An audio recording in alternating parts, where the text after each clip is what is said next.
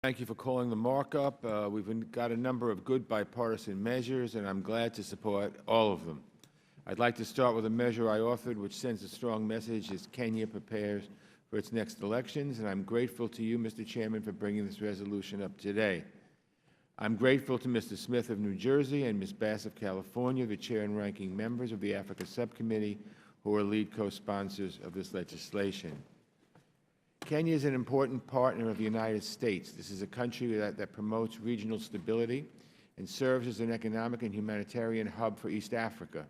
We want Kenya to remain strong, and that's why the State Department and USAID have long supported credible, open elections in that country. This has been a challenging time for Kenya, challenging area for Kenya. A decade ago, a wave of violence followed elections, and in 2013, troubling irregularities plagued the voting process there. In advance of the election scheduled for August 8th, this resolution calls upon Kenya to hold credible, peaceful, free, and fair elections and condemn in the strongest terms hate speech and the incitement of violence by political candidates, the media, or any Kenyan citizens.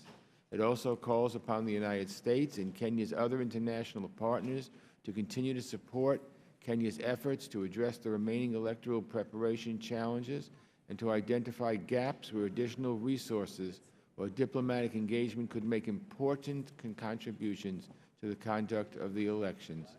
This measure isn't about taking sides in Kenya's politics, but instead reaffirms the importance of our partnership with Kenya and our support for the people of that country as they go to the polls. I wish Ms. Bass and Ms. Frankel are well and proud that they're representing us during that election, and I ask all members to support this resolution. I'd like to say a few words about some other measures we're conducting today. I'm proud to be an original co-sponsor of the North Korean Human Rights Act, introduced by my friend Representative Ross Leighton.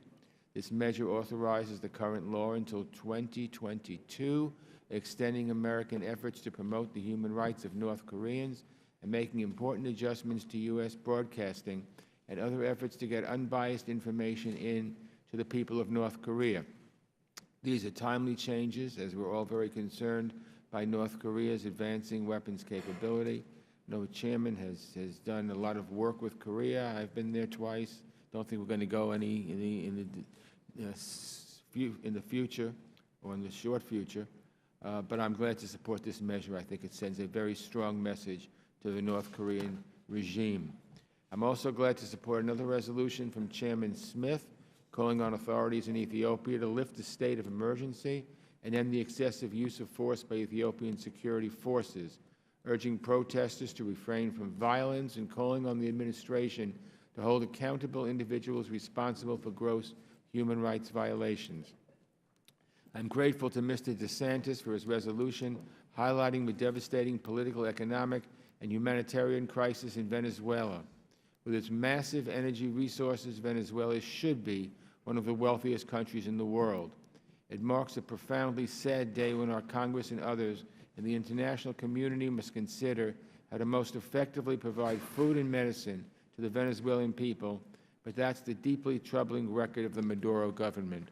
And we've all been very vocal in that, Ms. Ross Leighton, and probably the most vocal and right on the money, so to speak, through the years, talking about Maduro and his predecessor, Mr. Chavez, both of whom are running that country, have run that country, and are running that country to the ground. Chairman Duncan of our Western Hemisphere Subcommittee has offered a good resolution reaffirming the strategic partnership between the United States and Canada. I'm particularly pleased that this resolution takes note of extensive cooperation between our two countries within NATO at a time when our own administration has questioned the importance of this alliance. Next, I'd again like to thank Representative Ross Leighton and also Representative Cires for introducing the Nicaraguan Investment Conditionality Act, also known as the NICA Act. President Ortega and his lackeys have shown zero regard for democracy and the rule of law in Nicaragua. This legislation is an important step in holding the Nicaraguan government accountable by opposing loans to these corrupt leaders while taking precautions not to make things worse for the many Nicaraguans who are already suffering in what is the second poorest country in the Western Hemisphere. I remember when I was chairman of the Western Hemisphere Subcommittee, and we visited Ortega in Nicaragua, and we knew there were problems then. There are certainly even greater problems now. I'm also glad to support a measure by Mr. Deutsch of Florida urging the EU to name the Hizballah organization as a terrorist organization and put greater pressure on Hizballah fundraising within Europe. In July 2013, the European Union announced that it would consider the military wing of Hizballah as a terrorist organization after a spike of terrorist activity in Europe. This came after a wave of attacks and attempted attacks perpetrated by Hizballah in Europe. The United States does not make the distinction, and rightfully so, between the military and political wings of Hizballah, and frankly, neither does Hizballah. We consider the whole organization to be a terrorist organization, and the European Union should do the same.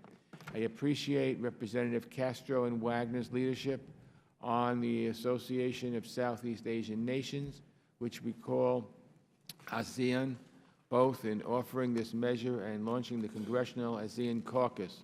This resolution recognizes the 50 years ASEAN has promoted stability, prosperity, and peace in Southeast Asia, and underscores why this institution, and most importantly, the countries that make it up, matter to America's economy and security. And lastly, I am glad to support a bill by Representatives Shabbat and Kelly to help improve access to education for displaced children, especially girls. Around the world, nearly 4 million displaced children don't have access to public education. We know, obviously, this disadvantage can set these young people back for the rest of their lives. So this bill would make it a priority for the State Department and USAID to work with multilateral organizations, with civil society, and with private sector partners to help these vulnerable young people access education and get on a better path forward. I'm grateful to both of my colleagues for introducing this measure. And I'm grateful to members on both sides of the aisle for all their hard work, their willingness to collaborate, and their commitment to advancing good bipartisan legislation that enhances American leadership and security.